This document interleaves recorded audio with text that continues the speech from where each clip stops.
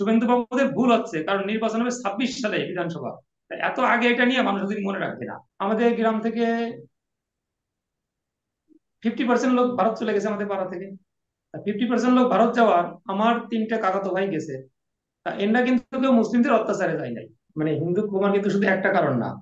মানে অরূপ দাদা আছেন, অরূপ দাদার ওখানে কিন্তু তুলনামূলকভাবে মুসলিম জনসংখ্যা বাড়ছে, হিন্দু জনসংখ্যা কমছে। আমাদের এখানে যেমন কমছে শুধু না, দাদাদের ওখানে কমছে। এর নানাবিধ কারণ আছে। হিন্দুদের 1 নম্বর কারণ হচ্ছে তারা লেট ম্যারেজ করে। এক। 2 নম্বর কারণ হচ্ছে তারা যদি প্রথম সন্তানটা ছেলে হয়, দ্বিতীয় সন্তানটা তারা ট্রাই করে না। যে একজন হয়েছে ওটাই লাস্ট। প্রথম সন্তান মেয়ে হলে তারা একটা সন্তান ট্রাই করে, দ্বিতীয়টা মেয়ে হলে তৃতীয়বার আর ট্রাই করেন না। দুই। তৃতীয় নম্বর হচ্ছে হিন্দুরা মানে কখনো কোনো উষ্ণ সহ্য করতে পারে না। মানে সামান্য একটু কথা হয়েছে, রাগারাগি ধকাধকি হয়েছে, তখনই মানে ছোটবেলা থেকে যেটা শুনে আসছি যে ভারত চলে যাব। আমাদের গ্রাম থেকে 50% লোক ভারত চলে গেছে, আমাদের পাড়া থেকে। 50% লোক ভারত যাওয়ার, আমার 3টে কাকাতো ভাই গেছে। তা এরা কিন্তু কেউ মুসলিমদের অত্যাচারে যায় নাই। এরা তখন দেশে এখন যখন মানে স্বাবলম্বী আছে সবাই, যতটা স্বাবলম্বী ছিল না। ভারতে গেলে সহজে কাজ পাওয়া যাবে, কম দামে জায়গা পাওয়া যাবে, বিক্রি করে কেনা যাবে, অনেক সরকারি জায়গা আছে, বিক্রি করে খাওয়া যাবে, এরকম উদ্দেশ্য করেই গেছে। তারা চণ্ডীপুরে আছেন, বসন্তপুরে ভিতরে চণ্ডীপুরে আছেন। আর মানে মুসলমানদের যে আগ্রাসন হয় না তাও ঠিক না। এবং আমার আপন মামাতো ভাই, তাকে একটা চর মারছে। মানে তার ক্লাসের একটা মুসলিম ছেলে, সে সেটা সহ্য করতে পারে না। চিত্রগুড়ি উপজেলায় বাড়ি, তুলসী দাস। তিনি এখন যাদবপুরে আছেন। ওখানে সে 20 তলা 15 তলা বিল্ডিং বানায়, স্টেশনের এমডি। হুম। সে ওখানে কিন্তু ওই শুধু একটা চরের কারণে চলে গেছে। সে চরটাকে মেনে নিতে পারে না, যে লিটনের মতো লোক আমাকে চর দিল। লিটন আমার কোনো দিকে সমকক্ষ না।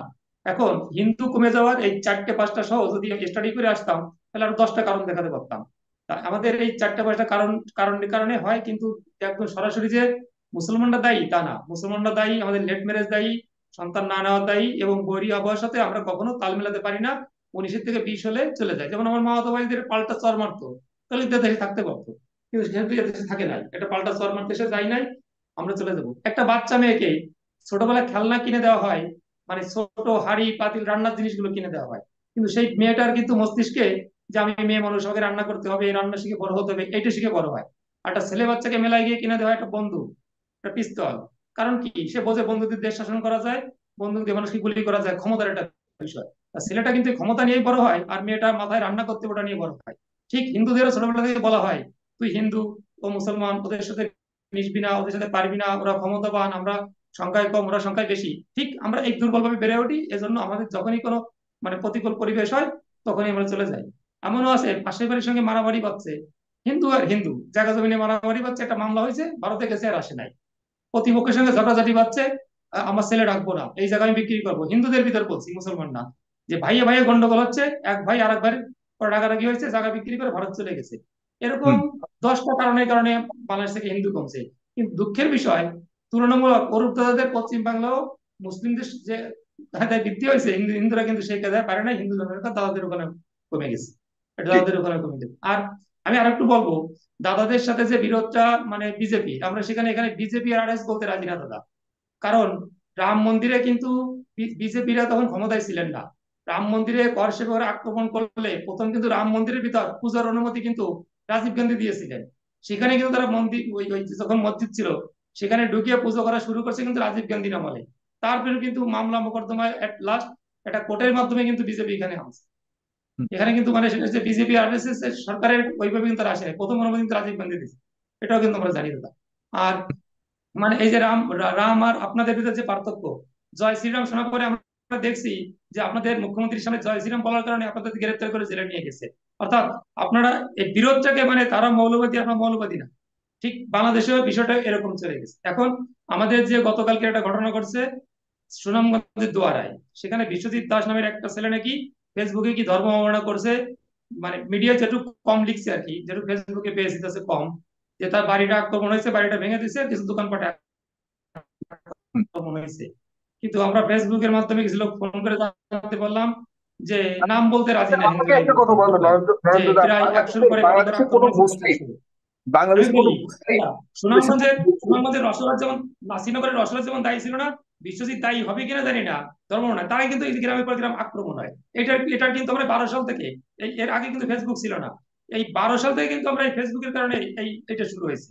এর আগে কিন্তু ফেসবুক ছিল না। আচ্ছা। এইটাই ধর্ম অবলম্বন ধোঁয়া তুলে কিন্তু এটা ধ্বংস করা যায়।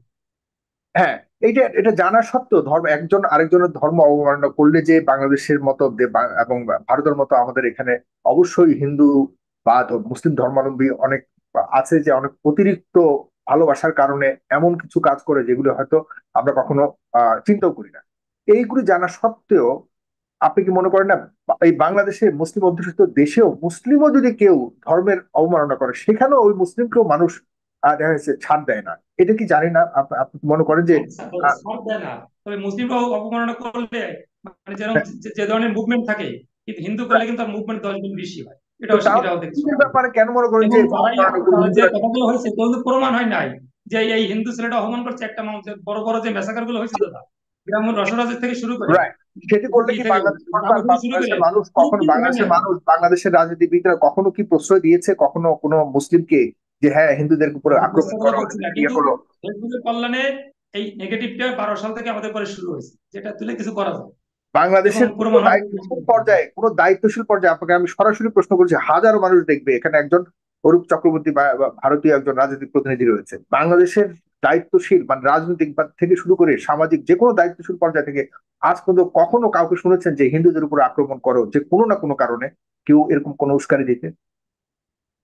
না মানে সরাসরি স্পেসিফিক ভাবে এরকম মানে বিনা কারণে কোনো উস্কানি এবং কারণ ছাড়া কোনো উস্কানি দেখি নাই। তবে উস্কানির যারা মানে যারা এই মেসাকারটা করতে চায় তারা কিন্তু সবসময় সুযোগের সন্ধানে থাকে। যেমন কুমিল্লার কোরবানপুর 2020 সালে তারা কিন্তু সবাই মানে পুরো প্রস্তুতি নিয়েই ছিল। তারা ওই ইস্যুটা করেই কিন্তু অনলি 15 মিনিটসের ভিতর প্রায় 200 বাড়ি ঘর ভেঙে দিয়েছিল। আমি নিজে সেখানে গেছি ভিজিটে, আমার নিজের কাছে রিপোর্ট আছে, আমি নিজে ভিডিও আছে, আমি নিজে গেছি 2020। জি। না, আমরা যদি এমন কিছু হয়ে থাকে অবশ্যই আমরা সোচ্চার হব, কিন্তু কথা হলো আপনার কাছে আমি সাক্ষী রেখে বারবার বলছি এই কারণে যে ধারণাগুলি ভারতীয় মানুষের মনের মধ্যে রয়েছে। শুভেন্দু অধিকারী, শুভেন্দু অধিকারী তাহলে এমন লাফাচ্ছে কেন?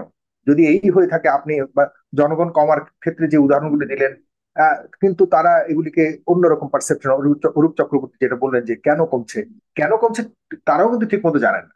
কিন্তু আপনি যে উদাহরণটা দিলেন, যে রেফারেন্স গুলি দিলেন, এগুলি কি তারা আদতে জানে কিনা, আর আপনারাও কি সেগুলো জানানোর চেষ্টা করেন কিনা? পাশাপাশি বাংলাদেশ সরকার প্রধানমন্ত্রীর পাশে কিন্তু এখন দেখা যাচ্ছে ঐক্যবদ্ধ রয়েছে, ভারতীয় প্রপাগান্ডার বিরুদ্ধে একসাথে রয়েছে। আপনি এই ব্যাপারে আপনার মতামত কি? ভারতীয় প্রপাগান্ডা গুলিকে আপনি কিভাবে দেখেন একজন হিন্দু ধর্মীয় নেতা মানে বা একজন হিসেবে? ভারতের রিপাবলিক বাংলা সহ মানে অন্য রিপাবলিক বাংলার অন্য দেখাতে কিছু চ্যানেল দেখছে আমাদের পিছনে পড়ে যাচ্ছি, রিপাবলিক বাংলাদেশ বাংলাদেশ জয় করে ফেললো, এজন্য সে অন্য অন্য ভিডিও বাড়াবাড়ি করছে, তবে রিপাবলিক বাংলাটা অতিরিক্ত বাড়াবাড়ি করছে। এখানে বিষয়টা যেটা হচ্ছে যে আমাদের আজকে মানে প্রধান উপদেষ্টা সব দলকে ডাকছে, সবাই ঐক্যবদ্ধ, এটা আমাদের খুব একটা ভালো দিক। কিন্তু ভারতেরও কিন্তু সবাই মানে জাতীয় ঐক্যের মিটিং এ কিন্তু শেখ হাসিনাকে আশ্রয় দিচ্ছে এবং এই আশ্রয় দিছে, সেখানে কিন্তু সবার একমত ছিল। এবং 28 তারিখ কিন্তু মমতা ব্যানার্জি বলছেন যে বাংলাদেশের ব্যাপারে কেন্দ্র যে সিদ্ধান্ত নেবে আমরা সেই সিদ্ধান্তে আছি। তা যদি হুম। বিজেপি হয়, ওরা বলে যে আমাদের না, ভারতের নয়, বিজেপি সরকারে কিন্তু বিজেপি আছে, বিজেপি যদি সিদ্ধান্ত নেয় তাহলে তো তাদের মুখ্যমন্ত্রী সেই সাথে থাকবেন, কিন্তু 28 তারিখ বলছেন যে কেন্দ্রের যে সিদ্ধান্ত নেবে আমি সেই সাথে আছি, সেটা বলছেন। আর শুভেন্দু অধিকারীরা হ্যাঁ প্রতিটা ক্ষেত্রে তো যারা রাজনীতি করে, এই 2021 সালে বিধানসভার পরে উনি মানে বিরোধী দলের নেতা হওয়ার পর থেকে উনি খুব মানে বিজেপির সবচেয়ে সোচ্চার কর্মী হিসেবে উনি মাঠে আছেন, প্রতিদিন তো ওনার প্রোগ্রাম থাকে, এটা আমরা দেখি। তা উনি সেটারও একটা অংশ হিসেবে একটা পার্ট হিসেবে এখানে নিছে। যেদিন আমি মানে বাড়ি যাব না, খুলনা যাব না, ওদিন তো বাসের সিটটা ফাঁকা থাকবে না, কেউ না কেউ যাবে। অতএব শুভেন্দুর এই বাংলাদেশের প্রেক্ষাপট না হলে অন্য কোনো প্রেক্ষাপট নিয়ে ব্যস্ত থাকতো, তা সেটাও হয় না, উনি বাংলাদেশ প্রেক্ষাপট নিয়ে ব্যস্ত আছে, মানুষকে দেখাচ্ছে। কিন্তু শুভেন্দু বাবুদের ভুল হচ্ছে, কারণ নির্বাচন হবে 26 সালে বিধানসভা, তা এত আগে এটা নিয়ে মানুষ যদি মনে রাখবে না, অতএব এই তাদের কণ্ঠশ্রম হবে এটা প্রতি, তার মানে এর রেজাল্ট ওই হবে না। নির্বাচনটার কারণেই তারা এটা করছে, তবে খুব তাড়াতাড়ি শুরু করে দিয়েছে, এটা আর মনে রাখবে না, কাজে আসবে না। কিন্তু বাকিদের মনে রাখবে না, মানুষ 26 সাল কিন্তু ভুলে যাবে, নতুন কেস চলে আসবে। এটা সুবোধ বাবুর কাছে পৌঁছে দিবেন যারা অরূপ চক্রবর্তী, দয়া করে, যে তিনি যে এখন রাজনৈতিক যে সুবিধা নেওয়ার জন্য যা করছে এখন এই মুহূর্তে, এটা অতি তাড়াতাড়ি হয়ে যাচ্ছে, ওনাকে আরো কিছুদিন পর শুরু করলে হয়তো ওনার কাজে আসতো, সেটা একটু পৌঁছে দেবেন আপনার।